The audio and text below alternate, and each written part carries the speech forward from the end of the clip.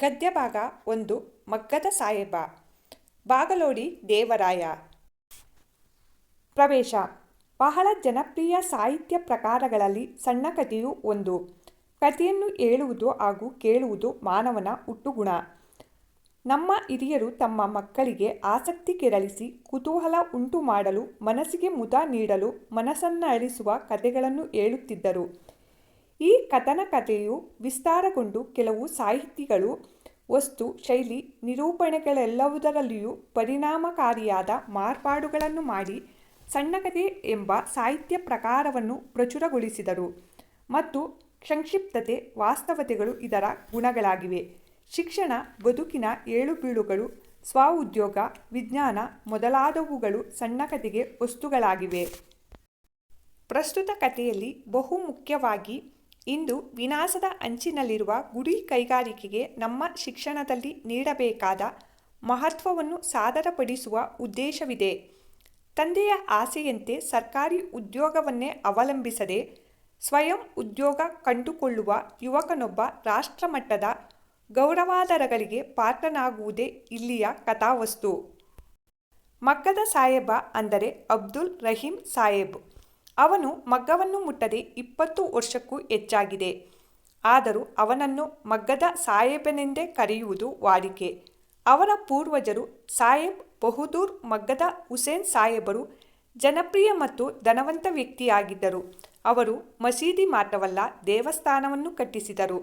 ಇಂದಿಗೂ ಈ ದೇವಸ್ಥಾನದಲ್ಲಿ ರಥೋತ್ಸವದ ಸಮಯದಲ್ಲಿ ಅವರ ಮನೆತನದ ಹಿರಿಯ ಪ್ರತಿನಿಧಿಗೆ ಎಲ್ಲರಿಗಿಂತಲೂ ಮುಂದಾಗಿ ಪ್ರಸಾದವನ್ನು ಪಡೆಯುವ ಹಕ್ಕಿದೆ.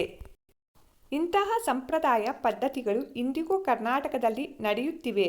ಇದರಿಂದ ಪೂರ್ವಜರಲ್ಲಿ ಎಂತಹ ಘನತೆ, ಸದಾಚಾರ, ಸದ್ಭಾವನೆಗಳು ಇದ್ದವು ಎಂದು ತಿಳಿಯುವುದು. ಉದಾಹರಣೆಗೆ, ನನ್ನದೇ ಹುಟ್ಟೂರಿನ ಪಕ್ಕದಲ್ಲಿ ಮುಸಲ್ಮಾನರ ವಸತಿ ಇದೆ. ಅದರೊಳಗೆ ಒಂದು ಪವಿತ್ರ ಸ್ಥಾನವಿದೆ. ಅಲ್ಲಿ ಉರ್ಸ್ ಎಂಬ ಮುಸಲ್ಮಾನರ ಧಾರ್ಮಿಕ ಉತ್ಸವದ ಕಾಲದಲ್ಲಿ ನಮ್ಮ ಮನೆತನದ ಒಬ್ಬ ಪ್ರತಿನಿಧಿ ಇದ್ದೇ ಇರಬೇಕೆಂಬ ಸಂಪ್ರದಾಯ ಇತ್ತು. ಹಾಗೆಯೇ ಗಣೇಶ ಚತುರ್ಥಿ, ಕೃಷ್ಣಾಷ್ಟಮಿಗಳ ಮರುದಿನ ಮುಸಲ್ಮಾನ ಸಮಾಜದ ಪ್ರತಿಷ್ಠಿತ ಮುಖ್ಯಸ್ಥರು ನಮ್ಮ ಮನೆಗೆ ಬರುವುದು, ಕುಶಲೋಪಚಾರ ಮಾತನಾಡುವುದು, ನಾವು ಅವರಿಗೆ ಮೋದಕ, ಉಂಟೆ, ಚಕ್ಕುಲಿ ಇತ್ಯಾದಿ ಹಬ್ಬದ ಭಕ್ಷ್ಯ ಭೋಜ್ಯಗಳನ್ನು ವಿತರಣೆ ಮಾಡುವ ಸಂಪ್ರದಾಯವಿತ್ತು. ಒಂದು ಬಾರಿ ನಮ್ಮ ತಾಯಿ ಕಾಯಿಲೆ ಬಿದ್ದ ಕಾರಣ ತಂದೆಯವರು ಅಂಗಡಿಯಿಂದ ಲಡ್ಡುಗಳನ್ನು ಕೊಂಡು ಕೊಟ್ಟಿದ್ದಕ್ಕೆ ಅವರಿಗೆ ಬಹಳ ಸಿಟ್ಟು ಬಂತು. ರಾಯರೇ, ಅಂಗಡಿಯಿಂದ ತೆಗೆದುಕೊಳ್ಳಲು ನಮ್ಮಲ್ಲಿ ಹಣವಿಲ್ಲವೇ? ಮನೆಯಲ್ಲಿ ಕಾಯಿಲೆಯಿದ್ದರೆ ಒಂದು ತುಂಡು ಬೆಲ್ಲವನ್ನು, ಕಲ್ಲು ಸಕ್ಕರೆಯ ಅರಳನ್ನು ಕೊಡಿ. ನಿಮ್ಮ ಹಬ್ಬದ ಪೂಜೆಯ ಪ್ರಸಾದವನ್ನು ನಾವು ತೆಗೆದುಕೊಳ್ಳುವುದು ತಲತಲಾಂತರದಿಂದ ಬಂದ ಹಳೆಯ ಸಂಪ್ರದಾಯ. ಅಂಗಡಿಯ ಮಿಠಾಯಿಯನ್ನು ಪ್ರಸಾದವೆಂದು ಕೊಡುವುದು ಸರಿಯೇ ಎಂದು ಕೇಳಿಯೇ ಬಿಟ್ಟಿದ್ದರು. ಅದು ಹೇಗೇ ಇರಲಿ, ಈಗ ಅಬ್ದುಲ್ ರಹೀಮನಿಗೆ ಮಗ್ಗದ ಸಾಹೇಬ ಎಂದು ಹೇಳಿದರೆ ಬಹು ಸಿಟ್ಟು ಬರುತ್ತಿತ್ತು. ಅನಿಷ್ಟ ಮಗ್ಗದ ಹೆಸರೆತ್ತಬೇಡಿ, ಮಗ್ಗವಲ್ಲ ಕೊರಳಿಗೆ ಹಗ್ಗ ಎಂಬುದು ಆತನ ನಿರಾಸೆ, ರೋಷಗಳ ಉದ್ಗಾರವಾಗಿತ್ತು. ಏಕೆಂದರೆ ಅವನ ಅಜ್ಜನ ಕಾಲದಲ್ಲಿ ಬ್ರಿಟಿಷರು ಹಗ್ಗದ ವಿಲಾಯಿತಿ ಮಿಲ್ಲಿನ ಬಟ್ಟೆಗಳನ್ನು ನಮ್ಮ ದೇಶದಲ್ಲಿ ಏರಿಬಿಟ್ಟರು. ಅವೇನೋ ನಿಜಕ್ಕೂ ನಿಷ್ಕೃಷ್ಟ ವಸ್ತುಗಳು. 1 ವರ್ಷದೊಳಗೆ ಕಳೆಬರಹಗಳಾಗಿ ಹರುಕು ಚಿಂದಿಯಾಗುವುವು. ಬಣ್ಣವೋ 1 ತಿಂಗಳಲ್ಲಿ ವಿವರ್ಣವಾಗಿ 2 ತಿಂಗಳಲ್ಲಿ ಮಾಯವಾಗುವುದು. ಆದರೇನು, ಬಹು ಹಗ್ಗ. ಜನರಿಗೆ ಬೇಕಾದುದು ಹಗ್ಗದ ವಸ್ತು. ಗುಣವನ್ನು ಯಾರು ಕೇಳುತ್ತಾರೆ? ಹಗ್ಗದ ಮಾಲಿನದೇ ಆಧಿಪತ್ಯವಾಯಿತು. ಮಗ್ಗದವರು ಬಿಕಾರಿಗಳಾದರು. ಅವರ ಅನ್ನಕ್ಕೆ ಸಂಚಕಾರವಾಯಿತು. ಪಾಪ ಅಬ್ದುಲ್ ರಹೀಮನ ಗತಿ. ಹಿರಿಯರು ಕಟ್ಟಿದ ಭವ್ಯವಾದ ಹಳೆಯ ಕಾಲದ ಮನೆ, ವಿಶಾಲವಾದ ತೋಟ. ಆದರೆ ಮಗ್ಗಗಳೆಲ್ಲ ಧೂಳು ತುಂಬಿ ಜೇಡನ ಬಲೆಗಳಿಂದ ಆಚ್ಛಾದಿತವಾಗಿವೆ. ಮನೆಯಲ್ಲಿ ಊಟಕ್ಕೆ ಇದೆಯೋ ಇಲ್ಲವೋ ಎಂಬಂತಾಗಿದೆ. ಮಹಾತ್ಮ ಗಾಂಧಿ ಪ್ರೇರಣೆಯಿಂದ ಕೆಲವು ಶಾಲೆಗಳಲ್ಲಿ ನವೀನ ಶಿಕ್ಷಣ ಆರಂಭವಾಯಿತು. ಈ ವ್ಯವಸ್ಥೆಯಲ್ಲಿ ವಿದ್ಯಾರ್ಥಿಗಳಿಗೆ ಹಲವು ತರಹದ ಔದ್ಯೋಗಿಕ ಶಿಕ್ಷಣವನ್ನು ಕೊಡುವುದು, ಅವರಲ್ಲಿ ಹಸ್ತಕೌಶಲವನ್ನು, ದೇಹಶ್ರಮದಲ್ಲಿ ಗೌರವ ಭಾವವನ್ನು ಉಂಟು ಮಾಡುವುದು ಒಂದು ಭಾಗವಾಗಿತ್ತು. ಕೆಲವರಿಗೆ ಬಡಿಗೆಯ ಕೆಲಸ, ಕೆಲವರಿಗೆ ಬೆತ್ತದ ಕುರ್ಚಿ ಕೆಲಸ ಇತ್ಯಾದಿ ಸಾಮಗ್ರಿಗಳನ್ನು ಮಾಡುವ, ಕೆಲವರಿಗೆ ಕೃಷಿ, ಕೆಲವರಿಗೆ ಮಗ್ಗದ ಕೆಲಸವನ್ನು ಕಲಿಸತೊಡಗಿದರು. ಹುಡುಗ ಕರೀಂ ಮಗ್ಗದ ಕೆಲಸವನ್ನು ಮೀನು ನೀರಿನಲ್ಲಿ ಈಜುವಷ್ಟೇ ಸುಲಭವಾಗಿ ಕಲಿತು ಬಹು ನಿಪುಣನಾಗಿ ಬಿಟ್ಟ. ಅವನ ತಂದೆಗೆ ರೋಷ ಉಕ್ಕಿ ಬಂತು. ಮುಖ್ಯೋಪಾಧ್ಯಾಯ ಶಂಕರಪ್ಪ ಅವರೊಡನೆ ನಿಷ್ಠುರವಾಗಿ ಜಗಳವಾಡಿದನು. ಆದರೆ ಹುಡುಗ ಕರೀಂ ಶಾಲೆಯ ಮಗ್ಗದಲ್ಲಿ ಒಂದು ಪರಿವರ್ತನೆಯನ್ನು ತನ್ನದೇ ಬುದ್ಧಿವಂತಿಕೆ ಹಾಗೂ ಕೌಶಲದಿಂದ ಮಾಡಿಬಿಟ್ಟಿದ್ದ. ಅದನ್ನು ಶಂಕರಪ್ಪ ಅವರು ಸ್ವಾಭಾವಿಕವಾಗಿಯೇ ಪ್ರಶಂಸೆ ಮಾಡಿ ಮೇಲಧಿಕಾರಿಗಳಿಗೆ ವರದಿ ಮಾಡಿದರು. ಅದರ ಫಲಸ್ವರೂಪವಾಗಿ ಸರಕಾರದಿಂದ ಹುಡುಗ ಕರೀಮನಿಗೆ 1 ಬೆಳ್ಳಿಯ ಪದಕವೂ 100 ರೂಪಾಯಿಯ ಬಹುಮಾನವೂ ಬಂದು ಬಿಟ್ಟವು. ಹುಡುಗನ ಉತ್ಸಾಹ ಆಕಾಶಕ್ಕೇರಿತು. ತಂದೆ ಈ ಹಠಮಾರಿಗೆ ಮಗ್ಗದ ಹುಚ್ಚನ್ನು ಬಿಡಿಸಬೇಕೆಂದು ಶಾಲೆಯಿಂದಲೇ ಬಿಡಿಸಿಬಿಟ್ಟನು. ಹೆಡ್ ಮಾಸ್ಟರ್ ಶಂಕರಪ್ಪ ಅವರ ಎಷ್ಟೋ ಅನುನಯ ವಿನಯಗಳನ್ನು ಗಣಿಸದೆ ನಿರಾಕರಿಸಿದನು. ಒಂದು ದಿನ ಶಾಲೆಯ ವಾರ್ಷಿಕೋತ್ಸವ ಸಮಾರೋಪದಲ್ಲಿ ಹಳೆಯ ವಿದ್ಯಾರ್ಥಿಗಳ ಒಂದು ನಾಟಕವಿತ್ತು. ಅದರಲ್ಲಿ ಕರೀಮನದು ಸ್ತ್ರೀ ಪಾತ್ರ. ಅದಕ್ಕೆಂದು ತಾಯಿಯಿಂದ ಗೌಪ್ಯವಾಗಿ ಹಳೆ ಕಾಲದ ಚಿನ್ನದ ಸರವನ್ನು ಅಲಂಕಾರಕ್ಕೆಂದು ಎರವಲು ತೆಗೆದುಕೊಂಡ. ನಾಟಕ ಮುಗಿದ ನಂತರ ಮನೆಗೆ ಬರಲಿಲ್ಲ. ಎಲ್ಲೋ ಮಾಯವಾಗಿ ಹೋದ. ತಂದೆಗೆ ಮೈಯಲ್ಲಿ ಅಗ್ನಿ ಸಂಚಾರವಾಯಿತು. ಮಗನನ್ನು ಕ್ರೂರವಾಗಿ ಶಪಿಸಿದನು. ಹಾಳಾಗಿ ಹೋಗಲಿ ಹಠಮಾರಿ. ತಂದೆಯ ಮಾತನ್ನು ಉಲ್ಲಂಘಿಸಿದವನು ಎಂದು ಮಾತ್ರ ತಿಳಿದಿದ್ದೆ. ಈಗ ಕಳ್ಳನೆಂದು ತಿಳಿಯಿತು. ನನಗೆ 2 ಗಂಡು ಮಕ್ಕಳು. ಕಳ್ಳನಾದವನು ಮನೆ ಬಿಟ್ಟು ಓಡಿ ಹೋದವನು ಮಗನೇ ಅಲ್ಲ ಎಂದು ಆಣೆ ಹಾಕಿದನು. ಕೆಲವು ವರ್ಷಗಳ ಅನಂತರ ಕರೀಂ ಈಗ ಬೆಳೆದು ಯುವಕನಾಗಿದ್ದಾನೆ. ಮನೆಗೆ ಬಂದು ಬಾಗಿಲು ತಟ್ಟಿದ. ತಂದೆ ಬಾಗಿಲು ತೆರೆದು ಮುಖ ನೋಡಿ ಪಟಾರನೆ ಬಾಗಿಲು ಮುಚ್ಚಿದ. 1 ಗಂಟೆ ಬಾಗಿಲು ತಟ್ಟಿದರೂ ತಾಯಿ ಅತ್ತು ಹಂಬಲಿಸಿದರೂ ಬಾಗಿಲು ತೆರೆಯಲೇ ಇಲ್ಲ. ಕೊನೆಗೆ ನಿವೃತ್ತರಾಗಿರುವ ಶಂಕರಪ್ಪ ಅವರ ಮನೆಗೆ ಹೋಗಿ ಸಂಧಾನ ಮಾಡಿಸಿರಿ ಎಂದು ನಿವೇದಿಸಿದ. ನನ್ನ ಮುಖವನ್ನೇ ನೋಡಬಾರದು ಎಂದು ಹಠವಿದ್ದರೆ ಕೊನೆಗೆ ತಾಯಿಯಾದರೂ ನನ್ನನ್ನು ಕಾಣಬಾರದೆ. ಅಮ್ಮನ ಚಿನ್ನದ ಸರವನ್ನು ತಂದಿದ್ದೇನೆ. ಅದರೊಡನೆ 10,000 ರೂಪಾಯಿಗಳನ್ನು ತಂದಿದ್ದೇನೆ. ಅವನ್ನಾದರೂ ತಾಯಿಯ ಕಾಲ ಮೇಲೆ ಹಾಕಿ ಹೋಗುತ್ತೇನೆ. ತಂದೆಯವರಿಗೆ ಸಮಾಧಾನ ಹೇಳಿ ನಿಮ್ಮ ಹಳೆಯ ಶಿಷ್ಯನಿಗೆ ಇದೊಂದು ಉಪಕಾರ ಮಾಡಿ ಎಂದ. ಶಂಕರಪ್ಪ ಅವರು ಮುದುಕನೊಡನೆ 1 ಗಂಟೆ ಗೋಗರೆದರು, ನಿವೇದಿಸಿದರು, ತರ್ಕಿಸಿದರು, ಚರ್ಚಿಸಿದರು. ಆದರೆ ನಿಷ್ಫಲವಾಯಿತು. ಒಂದು ಪದವನ್ನು ಕೇಳುವ ತಾಳ್ಮೆ ಮುದುಕನಿಗೆ ಇರಲಿಲ್ಲ. ಸಾಹೇಬ್ ಬಹದ್ದೂರ್ ಹುಸೇನ್ ಸಾಹೇಬರ ಕೀರ್ತಿಗೆ ಮಸಿ ಹಚ್ಚಿದ್ದಾನೆ. ಈ ಮಾತಿನಲ್ಲಿ ನೀವು ಅಡ್ಡಬಾಯಿ ಹಾಕಬೇಡಿ. ನೀವು ಕಲಿಸಿದ ಪಾಠದಿಂದಲೇ ಈ ಹಠಮಾರಿ ನಮ್ಮ ವಂಶದ ಕೀರ್ತಿಯನ್ನು ಮಣ್ಣುಪಾಲು ಮಾಡಿದ. ಹಣ ತಂದಿದ್ದಾನಂತೆ. ಕಳವಿನ ಹಣವೋ ದರೋಡೆಯ ಹಣವೋ ಎಂದು ಸಿಡುಕಿದ. ಶಂಕರಪ್ಪ ಅವರು ಮುಖ ಬಾಡಿಸಿಕೊಂಡು ಹಿಂತೆರಳಿದರು. ಕರೀಮನ ಹಣ ಕಳವಿನದ್ದೂ ಅಲ್ಲ, ದರೋಡೆಯದ್ದೂ ಅಲ್ಲ. ಸಣ್ಣ ಪ್ರಾಯದಲ್ಲೇ ಮಗ್ಗದ ಸಹಕಾರಿ ಸಂಘವೊಂದನ್ನು ಸ್ಥಾಪಿಸಿ ಅವನೀಗ ಅದರ ಅಧ್ಯಕ್ಷನಾಗಿದ್ದಾನೆ. ಸಾಕಷ್ಟು ಯಶಸ್ವಿಯೂ ಧನವಂತನೂ ಆಗಿದ್ದಾನೆ. ಅದೂ ಅಲ್ಲದೆ ಮಗ್ಗದ ಯಂತ್ರದ ಪ್ರಯೋಗದಲ್ಲಿ ಹೊಸ ಹೊಸ ಸುಧಾರಣೆಗಳನ್ನು ಪರಿವರ್ತನೆಗಳನ್ನು ತಂದು ಹೆಸರು ಮಾಡಿದ್ದಾನೆ. ಆದರೆ ಈ ವಿಷಯದ ಲವಲೇಶವೂ ತಂದೆಗೆ ತಿಳಿಯದು.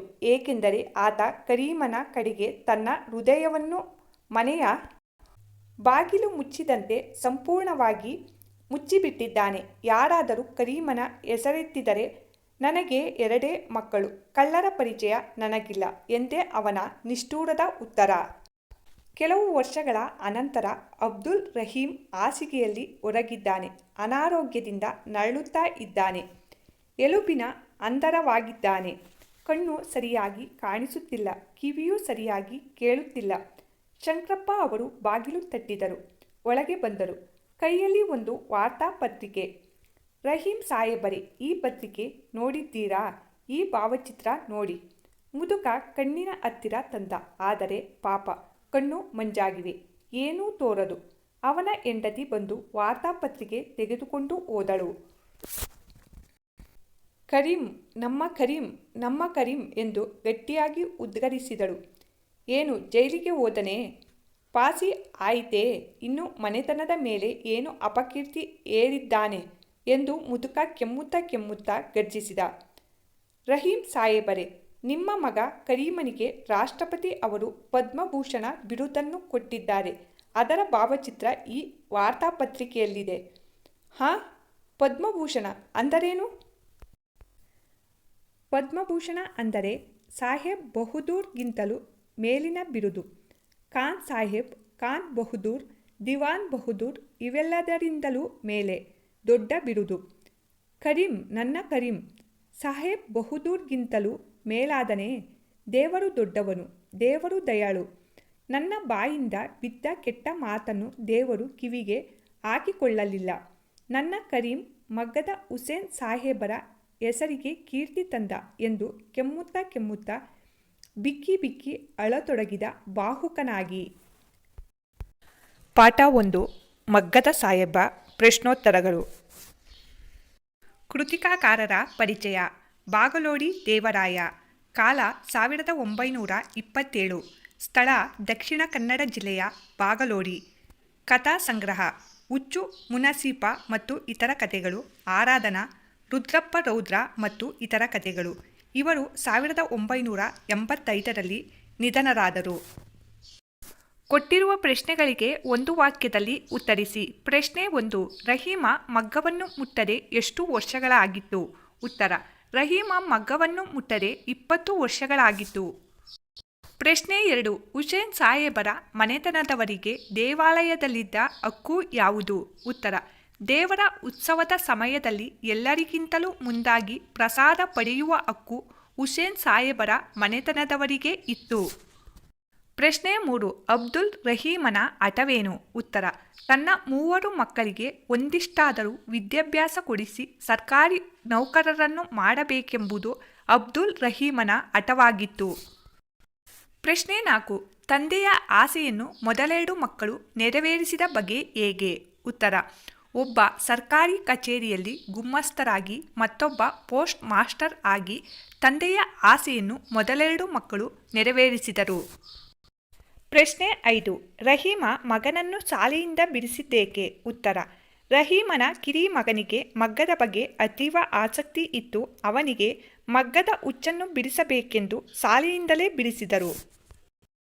ಕೊಟ್ಟಿರುವ ಪ್ರಶ್ನೆಗಳಿಗೆ 2-3 ವಾಕ್ಯಗಳಲ್ಲಿ ಉತ್ತರಿಸಿ. ಪ್ರಶ್ನೆ 1. ಹುಸೇನ್ ಸಾಹೇಬರ ವ್ಯಕ್ತಿತ್ವವನ್ನು ವಿವರಿಸಿ.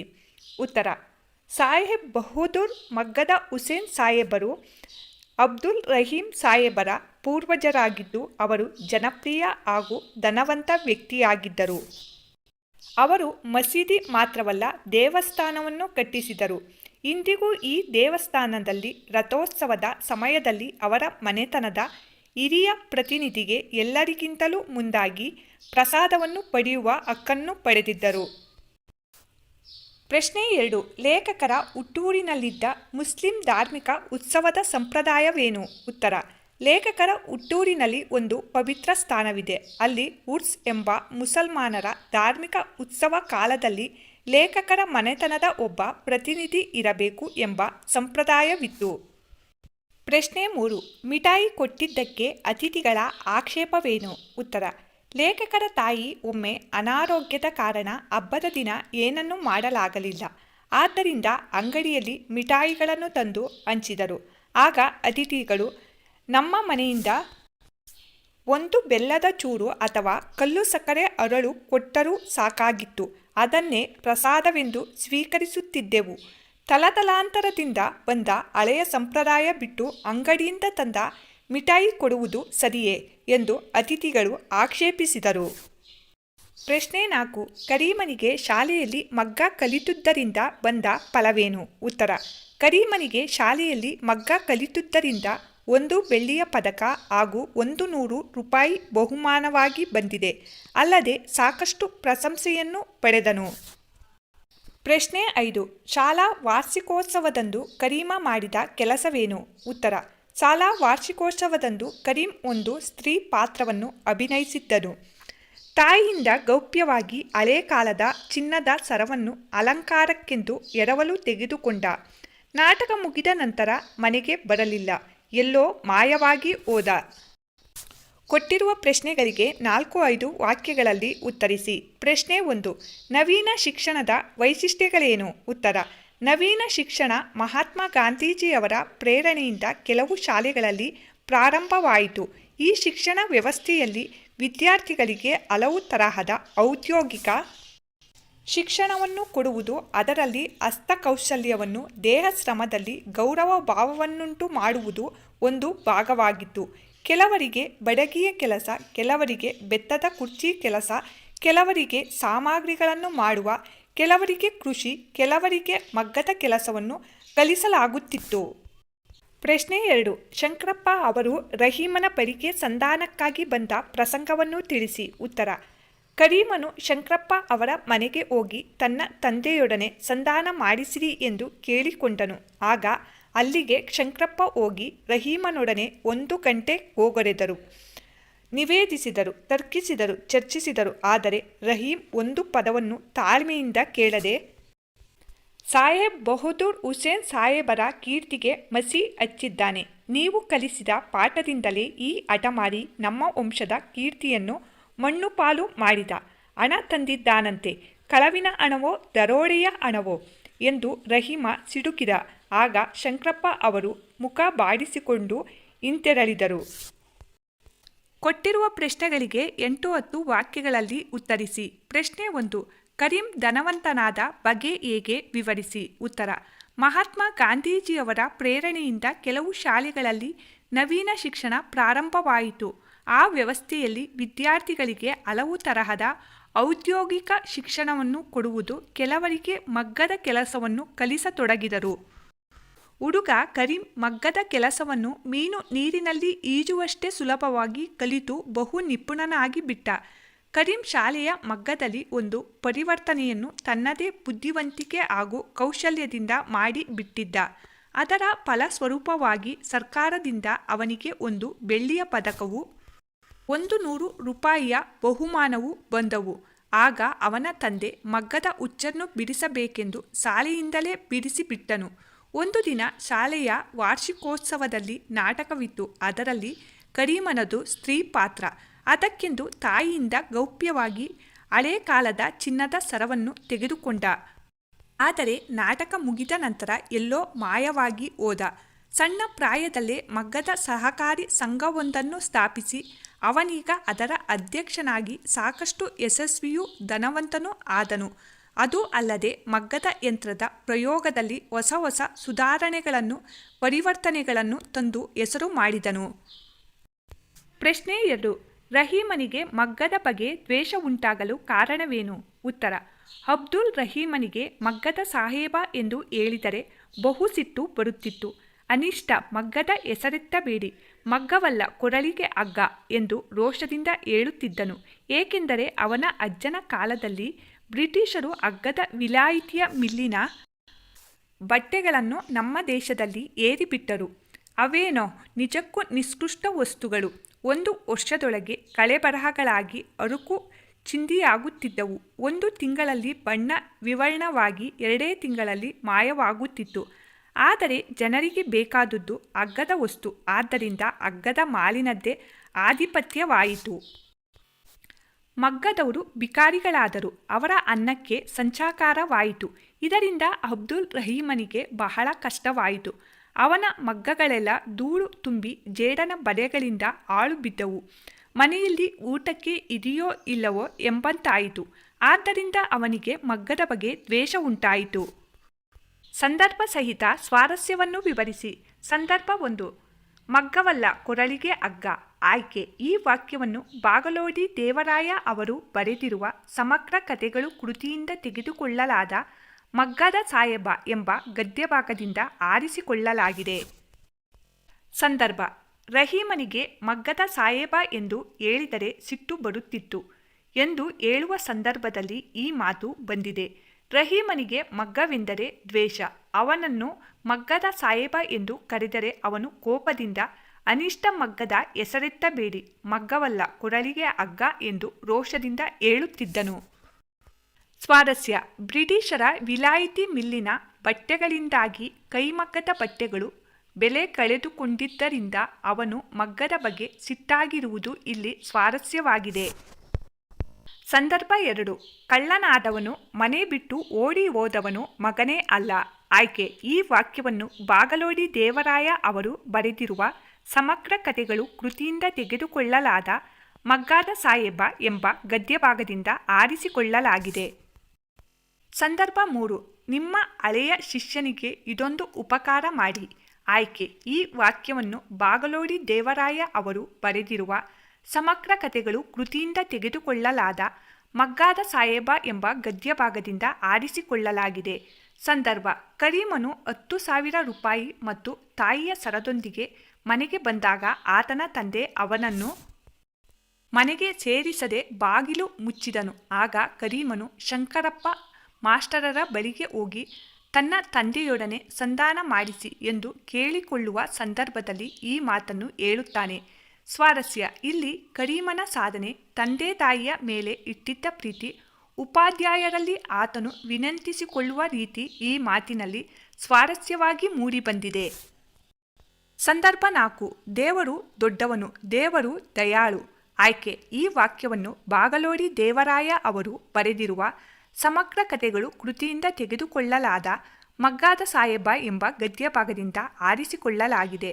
ಸಂದರ್ಭ. ನಿಮ್ಮ ಮಗ ಕರೀಮನಿಗೆ ರಾಷ್ಟ್ರಪತಿ ಅವರು ಪದ್ಮಭೂಷಣ ಬಿರುದನ್ನು ಕೊಟ್ಟಿದ್ದಾರೆ. ಆ ವಿಷಯ ಪತ್ರಿಕೆಯಲ್ಲಿ ಬಂದಿದೆ ಎಂದು ಶಂಕರಪ್ಪ ಅವರು ಮುದುಕನಾಗಿದ್ದ ರಹೀಮನಿಗೆ ಹೇಳಿದಾಗ ರಹೀಮನು ಸಂತೋಷದಿಂದ ಹೆಮ್ಮೆ ಪಡುವ ಸಂದರ್ಭದಲ್ಲಿ ಈ ಮಾತನ್ನು ಹೇಳುತ್ತಾನೆ. ಸ್ವಾರಸ್ಯ. ತನ್ನ ಮಗ ಕರೀಮನ ಬಗ್ಗೆ ಕೆಟ್ಟ ಅಭಿಪ್ರಾಯ ಹೊಂದಿದ್ದ ರಹೀಮನಿಗೆ ತನ್ನ ಮಗನ ಸಾಧನೆಯನ್ನು ಕೇಳಿ ಅವನ ಬಗ್ಗೆ ಹೆಮ್ಮೆಯ ಭಾವನೆ ಮೂಡಿದ್ದು ಈ ಮಾತಿನಲ್ಲಿ ಸ್ವಾರಸ್ಯಪೂರ್ಣವಾಗಿದೆ. ಬಿಟ್ಟ ಸ್ಥಳಗಳನ್ನು ಸೂಕ್ತ ಉತ್ತರಗಳಿಂದ ತುಂಬಿರಿ. 1. ಅಬ್ದುಲ್ ರಹೀಮನಿಗೆ ಡ್ಯಾಸ್ ಎಂದು ಹೇಳಿದರೆ ಬಹು ಸಿಟ್ಟು ಬರುತ್ತಿತ್ತು. ಉತ್ತರ. ಮಗ್ಗಾದ ಸಾಹೇಬ. 2. ಮನೆಯಲ್ಲಿ ಡ್ಯಾಸ್ ಇದೆಯೋ ಇಲ್ಲವೋ ಎಂಬಂತಾಗಿದೆ. ಉತ್ತರ. ಊಟಕ್ಕೆ. 3. ಹುಡುಗನ ಡ್ಯಾಸ್ ಆಕಾಶಕ್ಕೇರಿತು. ಉತ್ತರ. ಉತ್ಸಾಹ. 4. ಶಂಕರಪ್ಪ ಅವರು ಡ್ಯಾಸ್ ಹಿಂತೆರಳಿದರು. ಉತ್ತರ. ಮುಖ ಬಾಡಿಸಿಕೊಂಡು. 5. ನನಗೆ 2 ಮಕ್ಕಳು. ಡ್ಯಾಸ್ ಪರಿಚಯ ನನಗಿಲ್ಲ. ಉತ್ತರ. ಕಳ್ಳರ. ಚಟುವಟಿಕೆ. ಕೊಟ್ಟಿರುವ ಪ್ರಶ್ನೆಗಳಿಗೆ ಉತ್ತರಿಸಿ. ಪ್ರಶ್ನೆ 1. ಕನ್ನಡ ವರ್ಣಮಾಲೆಯಲ್ಲಿ ಒಟ್ಟು ಎಷ್ಟು ಅಕ್ಷರಗಳಿವೆ? ಅವುಗಳನ್ನು ಹೇಗೆ ವರ್ಣಿಸುವಿರಿ? ವಿವರಿಸಿ. ಉತ್ತರ. ಕನ್ನಡ ವರ್ಣಮಾಲೆಯಲ್ಲಿ ಒಟ್ಟು 49 ಅಕ್ಷರಗಳಿವೆ. ಅವುಗಳನ್ನು ಸ್ವರಗಳು, ವ್ಯಂಜನಗಳು ಹಾಗೂ ಯೋಗವಾಹಕಗಳೆಂದು ವರ್ಗಿಸಲಾಗಿದೆ. ಇವುಗಳಲ್ಲಿ ಸ್ವರಗಳು 13, ವ್ಯಂಜನಗಳು 34, ಯೋಗವಾಹಕಗಳು 2 ಅಕ್ಷರಗಳಿವೆ. ಪ್ರಶ್ನೆ 2. ಕನ್ನಡ ವರ್ಣಮಾಲೆಯಲ್ಲಿರುವ ಅಸ್ವಸ್ವರ ಹಾಗೂ ದೀರ್ಘಸ್ವರಗಳನ್ನು ಬರೆಯಿರಿ. ಉತ್ತರ. ಅಸ್ವಸ್ವರಗಳು ಅ, ಇ, ಉ, ಋ, ಎ, ಓ. ದೀರ್ಘಸ್ವರಗಳು ಆ, ಇ, ಉ, ಎ, ಐ, ಓ, ಔ. ಪ್ರಶ್ನೆ 3. ಕನ್ನಡ ವರ್ಣಮಾಲೆಯಲ್ಲಿರುವ ಮಹಾಪ್ರಾಣ ಅಕ್ಷರಗಳನ್ನು ಬರೆಯಿರಿ. ಉತ್ತರ. ಕ, ಗ, ಚ, ಜ, ಠ, ಡ, ಥ, ದ, ಪ, ಬ. ಇವು ಮಹಾಪ್ರಾಣ ಅಕ್ಷರಗಳು. ಪ್ರಶ್ನೆ 4. ಕನ್ನಡ ವರ್ಣಮಾಲೆಯಲ್ಲಿರುವ ವರ್ಗೀಯ ಅಕ್ಷರಗಳನ್ನು ತಿಳಿಸಿ. ಉತ್ತರ. ಕಕ್ಕ ಗಗ್ಗ ಞ, ಚಚ್ಚ ಜಜ್ಜ ಞ, ಟಟ್ಟ ಡಡ್ಡ ಣ, ತತ್ತ ದದ್ದ ನ, ಪಪ್ಪ ಬಬ್ಬ ಮ. ಇವು ಕನ್ನಡ ವರ್ಣಮಾಲೆಯಲ್ಲಿರುವ ವರ್ಗೀಯ ಅಕ್ಷರಗಳು. ಪ್ರಶ್ನೆ 5. ಕನ್ನಡ ವರ್ಣಮಾಲೆಯಲ್ಲಿರುವ ಅನುನಾಸಿಕಗಳನ್ನು ಪಟ್ಟಿ ಮಾಡಿ. ಉತ್ತರ. ಜ್ಞ, ಞ, ನ, ನ, ಮ. ಇವು ಅನುನಾಸಿಕಗಳು. ಕೊಟ್ಟಿರುವ ಪದಗಳಲ್ಲಿರುವ ಸ್ವರಾಕ್ಷರಗಳನ್ನು ಪ್ರತ್ಯೇಕಿಸಿ ಬರೆಯಿರಿ. ಉತ್ತರ. ಅಬ್ದುಲ್ಲ ಆ, ಇತ್ಯಾದಿ ಇ, ಅವನು ಆ, ಇರಲಿ ಇ, 20 ಇ, ಏಕೆಂದರೆ ಎ, ಆದರೂ ಆ, ಓಡಿ ಹೋದ ಓ, ಅವನನ್ನು ಆ, ಈಗ ಈ, ಏನು ಎ. ಕೊಟ್ಟಿರುವ ಪದಗಳಲ್ಲಿರುವ ಮಹಾಪ್ರಾಣಾಕ್ಷರಗಳನ್ನು ಬರೆಯಿರಿ. ಉತ್ತರ. ಧನವಂತ ದ, ರಥ ತ, ಧರ್ಮ ದ, ಮುಖ್ಯ ಕ, ಭಕ್ಷ್ಯ ಬ, ಹಠ ಟ. ಕೊಟ್ಟಿರುವ ಪದಗಳಲ್ಲಿರುವ ಅವರ್ಗೀಯ ವ್ಯಂಜನಗಳನ್ನು ಬರೆಯಿರಿ. ಅವರ್ಗೀಯ ವ್ಯಂಜನಗಳು ಅವನ ವ, ಇಂತಹ ಆ, ಅದರ ರ ತಲ ಲ ಒಳಗೆ ಲ ಸಮಯ ಯ ಕುಶಲ ಸ ಲ ಕಾಲ ಲ ಹಬ್ಬ ಹ ಬಹಳ ಹ ಲ